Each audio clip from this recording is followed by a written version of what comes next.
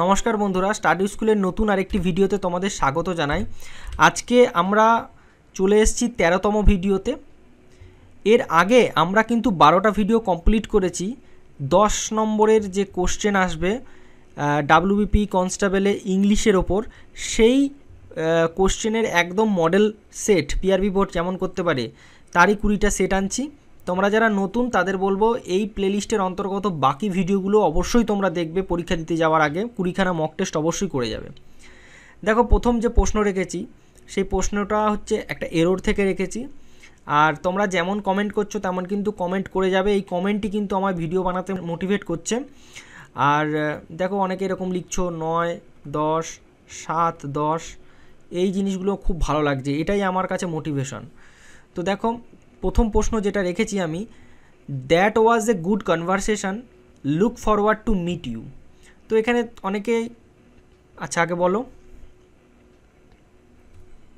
Yes, যারা option C to meet you করেছো তাদের ঠিক আছে।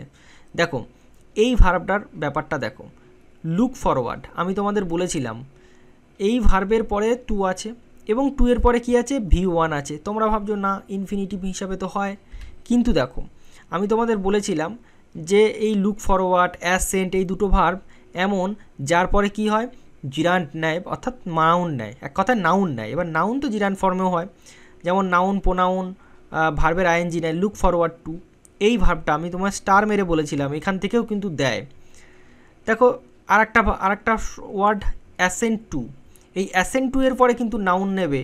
দেখো, she finally assent to joining the team, সম্মত দিল। অ্যাসেন্ট টু এর পরে কিন্তু নাউন, দেখো টু এর পরে আমরা V1, এই যে কনসেপ্টটা, এই কনসেপ্টটা এখানে লাগালে চলবে না, এক কথায় উত্তর।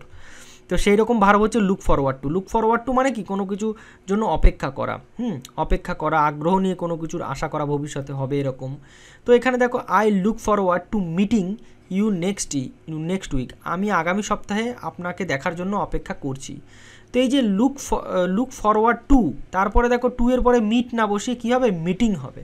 তো এক্ষেত্রেও কী হবে, that was a good conversation, look forward meeting you. ঠিক আছে, এখানে কি হবে, মিটিং। এই জায়গাটাই আমাদের এরর আছে। খুব ভালো একটা কনসেপ্ট, তোমরা কিন্তু অবশ্যই নোট করে রাখবে। নেক্সট দেখো, আর এই জায়গাগুলোই এক্সেপশান যেখানে আছে সেখান থেকে কিন্তু এমসিকিউগুলো করে, কোশ্চেনগুলো করবে। দেখো, পরের কোশ্চেন রেখেছি, এটা আশা করি তোমরা প্রত্যেকে পারবে। একদম কারেক্ট অ্যান্সার হয়ে যাবে অপশান এ। দেখো, আমরা মডাল ভার্বে কি পড়েছি, আমরা যেমন পড়েছি ক্যান, কুড, তারপরে কি পড়েছি, শুড, SHOULD, শুড। তারপরে আর কি পড়েছি বলো, মাস্ট। আর কি পড়েছি, মাইট, MIGHT, মাইট। এই যে মডাল ভার্ব পড়েছি আমরা, এগুলোর মধ্যে দেখো একটা রুল আছে যে প্রথমে মডাল ভার্বটা লিখবা, তারপরে ভার্বের 1 নম্বর রূপ বসবে। যদি নাবাচকও করো কোনো ব্যাপার না, নাবাচকও করো তাও কিন্তু নট হবে, সিম্পল। তো এইখানে কিন্তু তোমাদের সেটাই এসছে যে উই শুড, তারপরে কি হবে, শর্ট আউট হবে। শর্ট আউট, সমাধান করা, শর্টেড আউট কিন্তু হবে না। একদম বেসিক জায়গা থেকে, যেখানে পুলিশ বোর্ড এইরকমই জায়গা থেকে দেবে তোমাদের, শর্ট আউট দ্য প্রবলেম, ব্যাস এটা দেখার পরই হয়ে যাবে। তারপরে দেখো 3 নম্বরের যে প্রশ্নটা রেখেছি, the dash of the knife in his hand made her sick, full stop. এখানে ফিল করতে হবে অ্যাপ্রোপ্রিয়েট ওয়ার্ড দিয়ে। তো তোমরা বলো, এখানে সব সাইট, SIGHT, স্লাইট, সাইট, প্রত্যেকটার মানে আছে এবং প্রত্যেকটা খুব মানে একই রকমের উচ্চারণ, হোমোনিম আমরা পড়েছি। একদম এখানে কারেক্ট হবে সাইট। সাইট মানে এখানে বোঝাতে চাইছে দৃশ্য। দ্য দৃশ্য অফ নাইফ, মানে the sight of the knife মানে কি, তার হাতের যে ছুরি এইটা দেখে, ইন হিজ হ্যান্ড, তার হাতে এই যে ছুরিটা, এই দৃশ্য দেখে মেড হার সিক, সে অসুস্থ হয়ে পড়েছিল। এই দৃশ্যটা তাকে অসুস্থ করে তুলেছিল। এইবার এখানে তোমাদের সঠিক উত্তরটা তো তোমরা করলে সাইট। আমি কিছু তোমাদের ইম্পর্ট্যান্ট ভাবে বলে দিচ্ছি ওয়ার্ডগুলোর মানে কোনটা। দেখো SIT, সাইট মানে কি, স্থান। সাইট মানে স্থান, a place or location, they visited the construction site, কোনো একটা স্থান। আর এই যে সাইট মানে কি দৃশ্য, হ্যাঁ সাইটটা দেখবে ফটো তোলাতে গিয়ে এই ধরনের কথাবার্তা, এই ধরনের টার্ম ইউজ করা হয় বেশি। ওকে, আর স্লাইট মানে সামান্য হালকা, যেটাকে বলে ছোট স্লাইট, কতটা দেবো, এই একদম স্লাইড দাও বলি না সেইটা। আর সাইট মানে হচ্ছে উদ্ধৃত বা উল্লেখ করা, কোনো কোট এরকম করি তখন সেটাকে সাইট, উদ্ধৃতি যেমন দিই না, সেই শব্দটা হচ্ছে সাইট। ওকে, তাহলে আশা করি তোমরা এই মানেগুলো পড়লে। এবার আমি তোমাদের একটা কমেন্ট করার জন্য একটা কোশ্চেন দিলাম। কোশ্চেনটা হচ্ছে she dash a favourite poem by Rabindranath Tagore. Okay, তো এখানে তোমাকে বলতে হবে সাইট না সিআইটি না এসআইজিএসটি না এসএলআইজিএসটি, স্লাইট না সাইটস। এখানে তোমাকে কিন্তু অবশ্যই কমেন্ট করে জানাবে, আমি কিন্তু দেখব। এইখান থেকে মানেটা দেখে নাও, তারপরে ওটা বসাবে।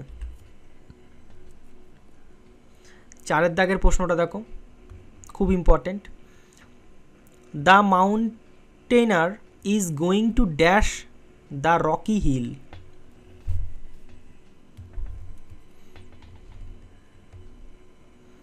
একদম প্রত্যেকে ক্লাইম্ব করবে, কিন্তু এই ক্লাইম্বও হবে, কিন্তু এই প্রশ্ন অনুযায়ী কিন্তু ক্লাইম্ব হবে না।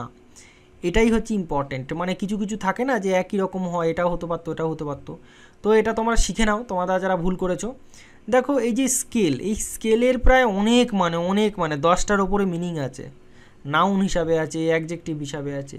তো এর একটা মানে জেনে রাখো, একটা স্কেল মানে হচ্ছে টু ক্লাইম্ব করা।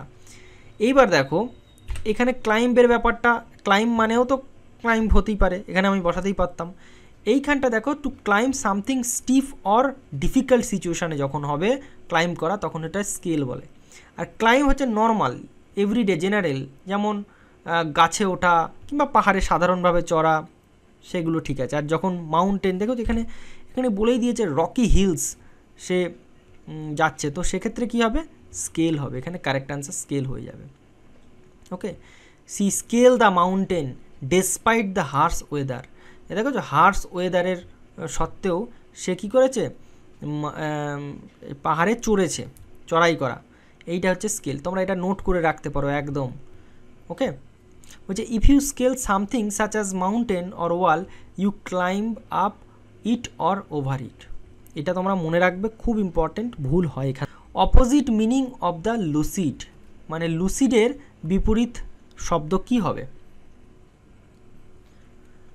ওকে, লুসিডের অপোজিট মিনিং হবে কনফিউজিং। লুসিড মানে হচ্ছে একদম মানে স্পষ্ট, যেটাকে বলা হয় লুসিড কথাবার্তা। ক্লিয়ার মানেও জানি আমরা স্পষ্ট, অবভিয়াস মানেও স্পষ্ট, হ্যান্ডি। আমি হ্যান্ডি শব্দটা প্রথম পড়ি কোথায় বলো তো, কোথায় শিখি বলো তো? আমি অ্যামাজনে একটা বই দেখছিলাম, ইংলিশ গল্পের বই, সেটা হচ্ছে, যাই হোক, তো সেখানে রিভিউতে দেখছিলাম, মানে রিভিউতে বলছিল this book was handy, HANDY। Handy মানে কি, এমনিতেই ওই ব্যোমকেশ বক্সির মানে ইংরেজির একটা বই দেখছিলাম, মানে আমার বই কেনা ছিল, তো তখন আমি প্রথম এই রিভিউতে গিয়ে এই শব্দটা প্রথম শিখি, HANDY, হ্যান্ডি। আমার এখনও মনে আছে। হাতে করে নিয়ে যাওয়া কোনো কিছু নাকি হ্যান্ডি না, সুবিধাজনক। হ্যান্ডি মানে সুবিধাজনক। ওকে, আচ্ছা, আর কনফিউজিং হবে, তার মানে সেটাই বিপরীত পড়ছে। ওকে, চলো 6 নম্বরের কোশ্চেন হচ্ছে what does the idiom spill the mean. এই যে স্পিল দ্য বিনস, এটা আছে না বিনস, এর মানেটা কি? এটা খুব ইম্পর্ট্যান্ট একটা ইডিয়ম, প্রচুর পরীক্ষায় এসছে। এর মানেটা বলো। এর মানেটা হচ্ছে to reveal a secret. Okay, দেখো don't spill the bean about the surprise gift, surprise উপহারের কথা ফাঁস করবেন না, বা সিক্রেটটা রিভিল করবেন না। সিক্রেট কোনো কথাকে রিভিল করে দেয়া, স্পিল দ্য বিনস এর মানে, এটা তোমরা নোট করে রাখবে। 7 দাগের প্রশ্নটা দেখো, the soldier dash the enemy lines. এখানে কোনটা হবে? Break up, break down, break through. এইখানে তোমরা বলো এখন তোমরা ভাবছো যে এইখানে মনে হয় একটা শব্দ একটু ভুলভাল টাইপ করে ফেলেছে, এখানে স্পেসটা দিতে ভুলে গেছে। এটাই ভাবছো হয়তো তোমরা, আমি বলছি ব্যাপারটা। শিওর? এরকম তোমরা নিশ্চয়ই ভেবে নিয়েছো। চলো, রাইট অ্যান্সার হবে ব্রেক থ্রু, মানে V2 হিসাবে এখানে ব্রোক থ্রু হয়েছে। তাহলে এখানে ব্রোক থ্রু মানে কি? ভেদ করা বা বাধা অতিক্রম করা, to force your way through something করা, এটা তো আমরা জানলাম, এবং এটাই এখানে বসে গেল। The soldier broke through the enemy lines. এখন প্রশ্ন হচ্ছে, এই যে ব্রেক থ্রুটা কি? ব্রেক থ্রুটা যদি একটা ফ্রেজ, এটা একটা নাউন হিসাবে যদি বলি, এটার মানে হচ্ছে বিরাট সাফল্য অর্জন করা, একদম বিরাট কিছু করে ফেলা। বুঝতে পেরেছো? ধরো কোনো একটা রোগের ওষুধ তৈরি করে ফেলেছে, তো একটা ব্রেক থ্রু এনে ফেলেছে মেডিসিন লাইনে। তো এইরকম এই ব্রেক থ্রুটা কিন্তু কখনোই ভাববে না যে ভুল, এটা কিন্তু একসঙ্গে, এটা কিন্তু একটা নাউন, আর এটা কিন্তু একটা ভার্ব, ফেজাল ভার্ব। তো এইভাবে তোমরা কিন্তু মনে রাখবে, কিন্তু এটা কিন্তু খুব ইম্পর্ট্যান্ট। এখান থেকে অনেকভাবে প্রশ্ন দিতে, তো আমি ফিল ইন দ্য ব্ল্যাঙ্কস দিয়েছি, এখানে এররও দেয় এরকমভাবে। ওকে, এটা অনেকেই ভুল করে কিন্তু। তারপরে দেখো, আমি এইরকম এক্সেপশনাল কোশ্চেনগুলো নিয়ে আসছি, একদম ইম্পর্টেন্ট এক্সেপশনাল কোশ্চেনগুলো নিয়ে আসছি, যেখান থেকেই প্রশ্ন দেবে। তারপরে দেখো 8 দাগের কোশ্চেনটা, she decided to dash her old room with new furniture. একদম, যারা এখানে অপশান এ করেছো মেক ওভার এর মানে আছে, তার আগে জানো যে কল আপ, এটা তো আমরা জানি, স্মরণ করা, put up with, make of. এইবার প্রশ্ন হচ্ছে মেক ওভারের দুটো মানে আছে। একটা মানে হচ্ছে কোনো অবস্থার পরিবর্তন, সাজসজ্জা, যেমন এই কোশ্চেনটাই আছে যে she decided to make over her old room with new furniture. সে তার পুরনো ঘরটি নতুন আসবাবপত্র দিয়ে পরিবর্তন করতে চাইছিল বা সাজসজ্জা করলো। আর একটা কোশ্চেন আছে, সেটা কনটেক্সট অনুযায়ী চেঞ্জ হয়, যে লিগাল ট্রান্সফার বা কাউকে কোনো কিছু দিয়ে দেওয়া, হস্তান্তর করা। তো এক্ষেত্রে কি হবে? এই মেক ওভার হবে, মেক ওভার। মাথায় রাখবে, এর কিন্তু দুটো মানে আছে। কি মানে? দুটো মানে, একটা লিগাল ট্রান্সফার কোনো জিনিস, আর একটা পরিবর্তন করা কোনো জিনিস, এই দুটো মিনিং আছে। এইবার 9 দাগের প্রশ্নটা তোমরা বলো, সুপার ইম্পর্টেন্ট, VVI। এইটা এনেছি প্রিপোজিশন থেকে। আচ্ছা, প্রথম এখানে বলছে আইডেন্টিফাই দ্য কারেক্ট সেন্টেন্স। এখানের মধ্যে সঠিক বাক্য যেটা, সেটাকে তোমায় আইডেন্টিফাই করতে হবে। তো 1 দাগের 2 দাগের কোশ্চেনটা পড়ো, 3টা পড়ো। আচ্ছা, আমি একটু সময় দিয়ে দিচ্ছি, তোমরা বলো। আচ্ছা, আশা করি পজ করেছো তোমরা, এবং তোমরা পড়েছো, এবং তোমরা যেটা করেছো সেটা হচ্ছে, যারা বি করেছো, এখানে সরি আমি বিটা ভুল লিখে ফেলেছি, ঠিক আছে, কোনো ব্যাপার না। এখানে কারেক্ট আনসার হয়ে যাবে অপশান সি। কী হবে? অপশান সি হয়ে যাবে কারেক্ট আনসার।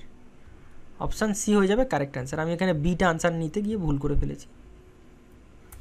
ওকে, দেখো এখানে কেন আমি বলে দিচ্ছি পুরো ব্যাপারটা। দেখো 9-এর 1 নম্বরটা কেন ভুল হয়েছে। দেখো, ডেসপাইট দ্য ফেলিওর, তার ব্যর্থতা সত্ত্বেও, হি নেভার গিভিং আপ। তাহলে হি এর পরে গিভিং, তোমরা সাবজেক্টের পরে এরকম দেখেছো? ভার্বের আইএনজি এরকম কোনো সেন্টেন্স দেখেছো কখনো? মনে হচ্ছে দেখেছো যে আই গোয়িং এরকম কোনো জিনিস হয়েছে? তাহলে সুতরাং এটা কিন্তু ভুল হয়ে যাবে।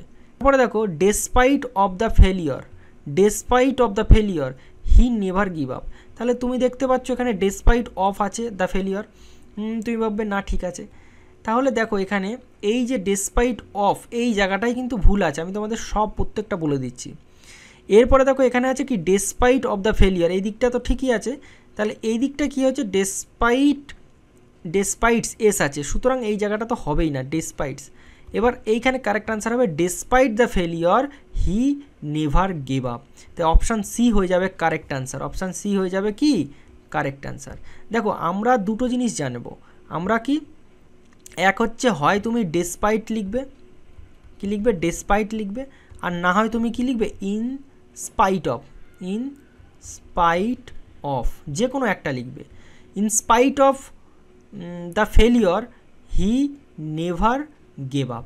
এইখানে তুমি যদি ডেসপাইট অফ লিখতে পারো না, হয় এখানে ইনস্পাইট অফ দাও, আর না শুধু ডেসপাইট দাও, শুধু ডেসপাইট দ্য ফেলিয়ার, এটাই হচ্ছে এখানকার রুল, শুধু ডেসপাইট হবে, হয় ডেসপাইট দাও আর নয় ইনস্পাইট অফ দাও। ভুল হয়ে গেল, এটাও ভুল হয়ে গেল, এটাও ভুল হয়ে অপশান সি হয়ে যাবে কারেক্ট আনসার।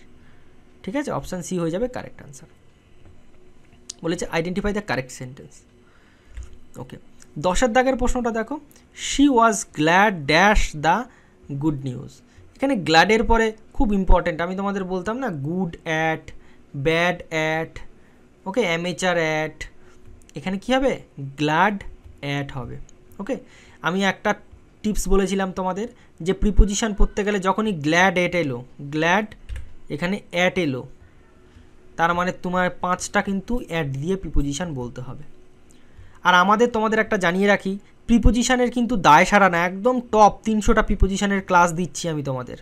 প্রত্যেকটা প্রিপোজিশনের ক্লাসে আমি এমসিকিউ প্যাটার্নে আনছি, কি কি ফ্রেজ হতে পারে আমি সেটা আনছি, কি কি ফ্রেজাল ভার্ব গঠিত করছে সেটা আনছি, এইভাবে তোমাদের এক্সট্রা ইনফরমেশান দিয়ে আমি কিন্তু 300টা আনছি। তোমাদের পড়ে পড়ে যদি একঘেয়েমি লেগে যায় তাহলে এমসিকিউ প্র্যাকটিস হিসাবে এবং তোমাদের ভিডিও দেখার মাধ্যমে মুখস্থ করতে চাইলে এই সিরিজ আমাদের ফলো করো। ভিডিওর নিচে ডেসক্রিপশন বক্সের লিঙ্ক আছে। ভিডিওটা এখানেই শেষ করছি, আবার দেখা হচ্ছে 14তম ভিডিওতে। 14তম ভিডিওতে দেখার জন্য আমাদের চ্যানেলের সাথে থাকো, আর আগের ভিডিও দেখবে তোমরা প্লেলিস্টে গিয়ে, এবং পরের ভিডিও দেখার জন্য অবশ্যই চ্যানেলটিকে সাবস্ক্রাইব করো। ঠিক আছে, তোমরা এই যে কমেন্ট করো না, এই জিনিসটাই আমাকে মোটিভেট করে। আবারও বলছি, কারণ ভিউ তো দেখতেই পাচ্ছ যে 300, 400, 500 ভিউ হচ্ছে, কিন্তু তোমরা এই যে শেষ পর্যন্ত দেখে একটা ছেলে এইখানটায় যদি কেউ এসে একটা প্রশ্ন দিয়ে কমেন্ট করে, তেমন আমি বুঝতে পারছি একজন শেষ 10 নম্বর পর্যন্ত ভিডিও দেখছে, না আমাকে ভিডিও বানাতে হবে, এইটাই কাজ করে ভিতরে ভিতরে। তো ঠিক আছে, তাই তোমাদের রিকোয়েস্ট করছি প্লিজ তোমরা কন্টিনিউ করো, কিছু গ্রুপে শেয়ার করো, বন্ধুবান্ধবদের দাও, আর 20টা করো, ভালো রেসপন্স পেলে অবশ্যই আমি কন্টিনিউ করব।